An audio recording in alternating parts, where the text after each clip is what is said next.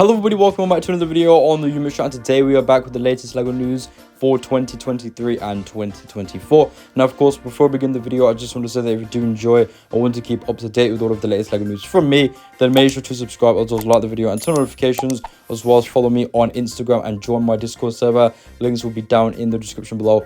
But with that being said, everyone, let's get right into it. Now, first off, I want to talk about the new Avengers Tower. So this will be releasing on November 24th. However, thanks to M&R Productions, he actually got the set early and reviewed it for us. He actually gave us a look at some of the stickers and prints that are featured in the set, which include a ton of references to the MCU as a whole. So the first sticker you can actually see references the Tony Stark magazine from the first Iron Man film, which is absolutely incredible. By far one of my favorite references in the set. And then you do also get the blueprint as well of Ultron, of course representing Ultron from Avengers Age of Ultron. Anyways, moving on from that, you can actually see we do get a reference to R and Zola, as well as the Battle of New York newspaper there as well, which I absolutely love to see there. And then you do also have the Battle of New York Memorial, which is referenced. And then you do also get another one of my favorite references, the original Avengers comic book. I think that is amazing. I would love if they included one of those in every single big D2C Marvel set. And then we've also got a reference to the Winter Soldier there as well in the newspaper sticker. And then you do also get a reference to Hulk, who's also included in the set as well. I think this is representing Hulk smashing in the Avengers film. And then you do also get a reference to Roxxon as well, which is great to see there. I think that's our first reference to Roxxon ever in LEGO, so that's great. And then you do also have a reference to the Iron Man rescue suit, which was made for Pepper Potts. Also really love how they put the 3000 there as well, referencing I Love You 3000. I think that's a really nice reference overall. And then you do also have the Captain Marvel reference as well, which is the device that's used by Nick Fury at the end of Infinity War to communicate with Captain Marvel. And then here is one of the sticker sheets that are included. You can see there are an absolute ton of stickers, and you do also have another one as well. But there are a lot of really cool stickers and prints included in this set. And then you do also have a picture of the Avengers Tower, thanks to Jay's Brit blog, connected to the Daily Bugle and the Sanctorum. A lot of people have been wondering how it scales, and this is what it looks like. So you can actually connect the Daily Bugle and the Avengers Tower side by side. I've had quite a few people ask me that, so I think that's great that they've done that there. However, I don't think you'd be able to put the Daily Bugle on the other side due to the hanger base sticking out where you pop the Quinjet. And as you can see, the Sanctum looks absolutely tiny compared to the Avengers Tower. I will say that the Avengers Tower and the Daily Bugle have a very similar height, though. I was expecting the Avengers Tower to be a lot taller.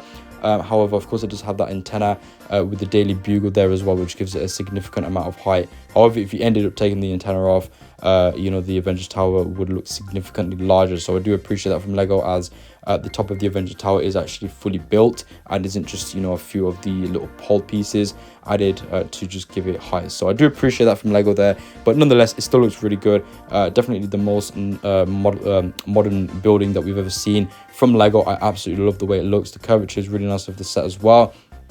Has some absolutely immaculate shaping. And you also get 31 minifigures in the set as well, which is also incredible. But like I said before, the Sanctum looks absolutely tiny. So it's about double the height of the Sanctorum, it looks like from this picture, and a bit more. So probably about 2.5 Sanctorums is the height of the Avengers Tower. And then we also got a brand new look at a new polybag that we will be getting, which is the Year of the Dragon polybag. Overall, I think this one looks quite nice. I really love the color scheme and everything for the dragon. I think it's very vibrant with the red and the orange and the green, and the teal as well. I think that looks really nice. And then you do also get those eye prints as well. Pretty clever part usage as well, in my opinion, for the nose section there as well. I think that's a nice use of that piece, the jumper piece, and I do appreciate that from LEGO. But you know, for a polybag, it's a nice little build. And then we also got the official reveal of some new LEGO Mario sets. The first one being Bowser's car. This will retail for $30. And overall, I think that the set looks pretty good, but it is very expensive for what you're getting here. This is definitely not a $30 set. This should have been a $20 set max. But you do get a Bowser in there, which is really nice. And this is set 71431. If you were wondering, we did see a Bowser minifigure or buildable Bowser before, and that was in the original Bowser's Castle through the first wave of Mario sets, which came out quite a while ago now. However, that was a pretty expensive set. It was over £100. So to see it here in a cheaper, much cheaper set for $30 or £25 if you are in the UK is an absolute steal, in my opinion. I think a lot of people will end up buying this one just for the buildable Bowser, because it is a really nice build, and I think that the buildable Bowser is definitely one of the best characters that LEGO have done for the Mario theme. builds wise. It just looks really good. I love all of the shaping and everything for the face and everything as well. And also you do get those really nice prints and everything, like all of the other Mario characters, representing the nose as well as the angry eyes there as well. So I do really love that. And then we also got this set right here, which is Dory's Shipwreck Sunken Adventure. So this will be at $45 and will include 500 pieces. So it is the biggest Mario set out of the new waves that we've got. This will be set 71432 and will be recommended for ages 7 and over. Overall, I think it's again a nice looking set. However, I still think that the Bowser's car is significantly better than this one due to the fact that it includes that nice Bowser buildable character. And I also really just think that the car is a better build overall as well. This one's just sort of typical like every other Lego Mario set. In my opinion, it's nothing really too special, if I'm being completely honest. I don't know, I'm just not really too into this. I think, you know, if Lego just cancelled this theme and made minifigures instead, it would be so much better. But yeah, I don't think that's ever going to happen, if I'm being completely honest with you, because it was originally rumored that Mario would be ending in 2024 and they would be rebooting the theme or something like that. But yeah, I guess that's not happening with all of these sets that are suddenly getting revealed and such. And there will also be Mario sets releasing for summer 2024 as well. These are all of the characters included in the set. You do actually get 4. And then lastly, we have this set right here as well, which is the Yoshi's Egg Forest. This one's quite nice. You do get 2 of the Yoshis, one in yellow and one in pink. And they are quite nice builds there as well. They are quite cute. And this is a very cheap set as well. It includes 107 pieces and will only be $10. So I think that's a pretty good price there for this set. And it is set 71428 as well. If you were wondering, I think that this one, the Bowser's car, definitely quite nice. I'm not really a massive fan of the Dory's Sunken Shipwreck Adventure. However, I just think that's the worst one out of all of the 3. But this, like I said before, is a nice, cute one. I can see a lot of kids really liking this one and playing with it. And then we also got the official reveal of the brand new Lego Orient Express. And this looks really good. So this is a Lego idea set. And I will say initially when it did leak and we got that picture of it a few months back, I did make a separate video on that if you do want to check it out. However, now we have all the official pictures. I will say that this looks a lot better, the model. It just looks so much nicer. And another thing that I'm really happy about is that it actually fits on normal train tracks. Now, they do include tracks in the set, and they're sort of like display tracks, so I wouldn't recommend putting those in the Lego City. If you do have one, they have sort of like a black base underneath them. And that's just if you want to display the Orient Express by itself. Now, this is what they did with the Hogwarts Express, the big UCS one. However, a lot of people didn't like the fact that you couldn't put it in a Lego City because they didn't run on normal train tracks. So Lego did actually modify this Orient Express here and made it sizable, so you could actually put it on the tracks, which looks great. Now, the original idea submission was actually green. They changed it to blue. I'm not really sure why. However, I quite like the blue. I think the blue looks actually a lot better than the green, and the reason why is because not only you can use this as the Orient Express, but this could also double up as the Polar Express, or you could also have this as a train from Indiana Jones and the Dial of Destiny. So I think, you know, with the blue color scheme, I think that it works a lot better because you can use it for a bunch of other things. Like I could easily see a lot of people getting the set because it does release, I think, December 1st, and having it, you know, as a Polar Express for Christmas. So I think that is a really great thing there. The actual model itself looks really nice. You do get 2 of the carriages as well, of course.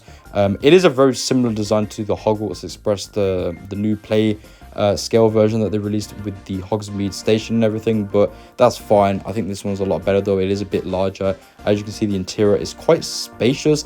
You know, you can fit quite a lot of stuff in there, which I do really appreciate. Definitely a lot better than the Hogwarts Express interior from the new playable set.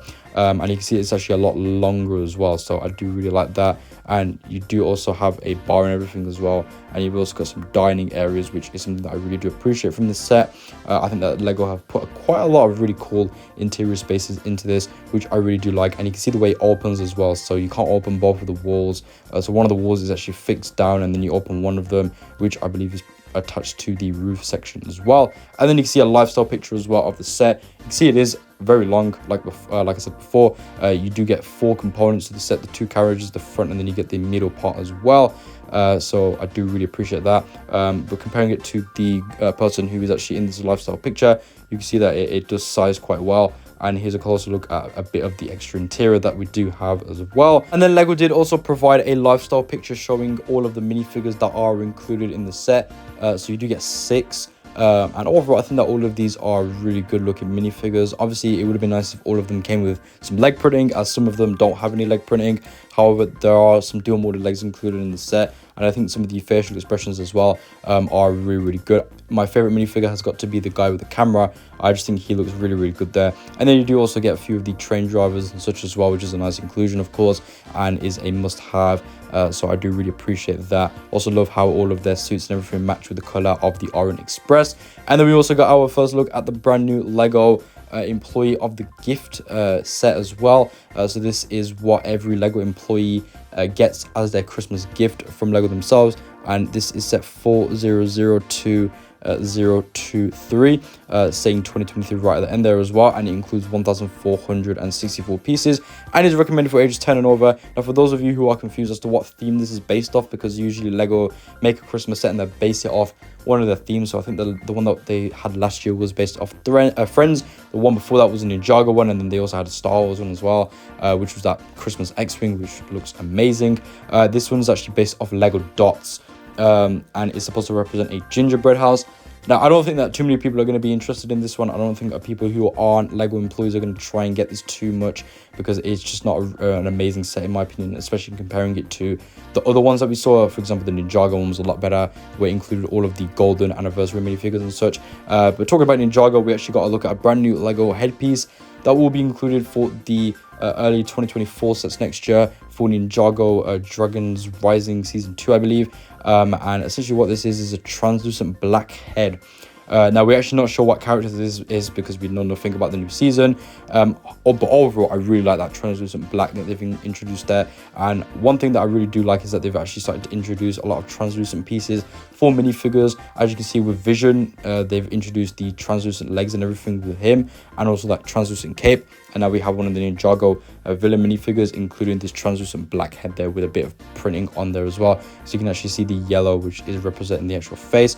So I do really like that, and hopefully we can see more minifigures like that in the future. Maybe Force Ghosts might be coming sooner than later. Then we also got our first look at a brand new Lego Dreamzz magazine as well, which includes a Cooper minifigure. Overall, I think this one looks quite nice, and it does actually use that one-piece helmet that they used for Iron Man before they introduced the new two-piece one. And overall, love the printing and everything on that as well, and also love the torso and the leg printing. It's a really nice detailed figure. And then here's a look at the next Dreamzz magazine and the minifigure that will be included in that one. This one looks really cool, quite scary as well, and I really like the printing on that, and also that crown piece that they use as well with the eye on there that's printed, and how that is connected to the hair as well. I think that looks really good, and it's an absolutely amazing minifigure for a magazine. But there we go, everyone. With that being said, this is the end of the video. If you did enjoy, then why not subscribe, as well as like the video and turn notifications, as well as follow me on Instagram and join my Discord server. The links will be down in the description below. And let me know down in the comments below what you think about all of the brand new Lego news that we've covered in today's video. I'll talk to you guys soon, so peace out, see you later, and bye bye.